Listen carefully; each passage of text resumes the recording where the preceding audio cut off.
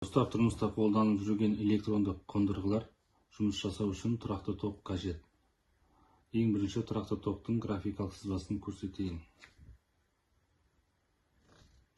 Бұл жерде екі ось болады. Бірінші уақыт минутпен, секундпен, мына жерде ток ампермен, миллиампермен. Тұрақты ток график сызбасы түзу болады.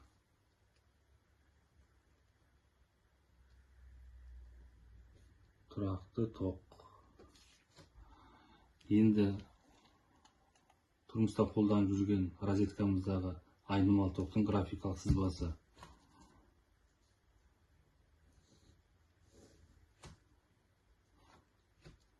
Уақыт,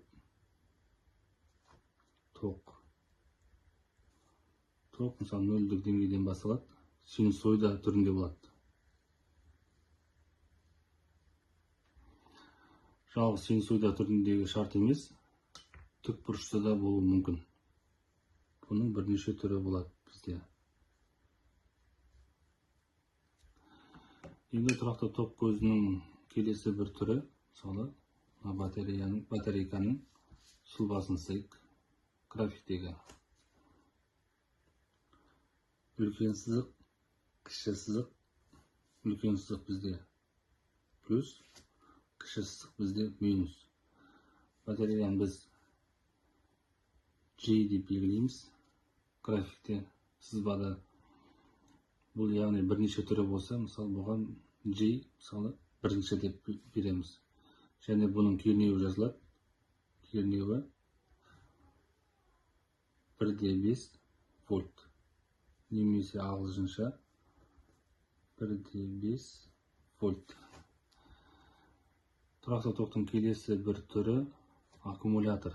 Аккумулятор бізде үлкен сызық, кіші сызық, үлкен сызық, кіші сызық. Плюс, мына жер минус. Аккумулятор бізде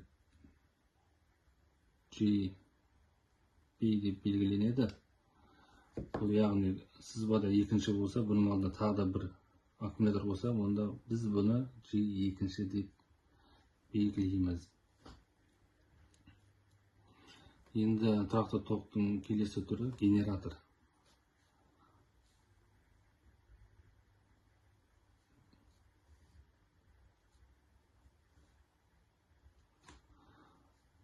Генератор. Бұған біз плюс, минус. Мысалы, кернеуі 24 вольт. Айнымалы токтың генераторы болады.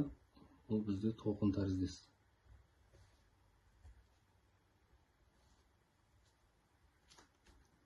Кернеуі 220 вольт. Енді біз осы тұрақты токтың galvaникалық элементтердің мультиметрмен кернеуін өлшеп көрейік. Қара шөпті ком деген ұяшыққа саламыз, сұғамыз.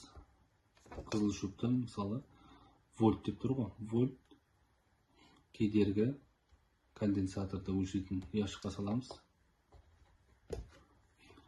Бұл жерде мысалы біз қазір батарейкаларды өлшеген кезде тұрақты ток вольт ағылшынша жазылып тұр. Түзу сызық. Бұл тұрақты токты көрсетеді. Бізде батарейкалар 1,5 вольт, 2 вольтқа қойсақ болады. Бұл 1 вольт пен 2 вольттың арасын өлшейді. Ішінде бізде кронаны өлшейміз, ол 9 вольт. Яғни 20 вольтқа қоямыз. Сонда 1 вольт пен 20 вольттың арасында кернеуді өлшейді мультиметр.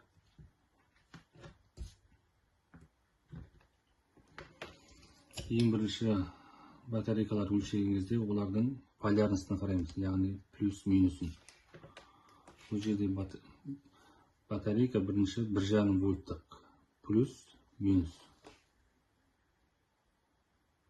Мысалы бұл 1,56 көрсетіп тұр. Негізі біздің батарейкамыз 1,5 болса, бұл жаңа батарейка болып саналады. Екінші батарейкамыз 1,5 вольттық, бір жағы плюс, бір жағы минус. Бұл бізде 1,22 вольт. Яғни бұл отырған, разрядталған батарейка. Келесі батарейкамыз. Бұл да мысалы мына жерде 1,5 вольт деп көрсетіліп тұр. Bir жағы плюс, екінші ұшы минус. 1,55. Бұл да жаңа батарейка. Енді кронамызды алып өлшесек. Бірінші кронаның кернеуін қараймыз. 9 вольт деп тұр. Енді байланысты. Плюс, минус.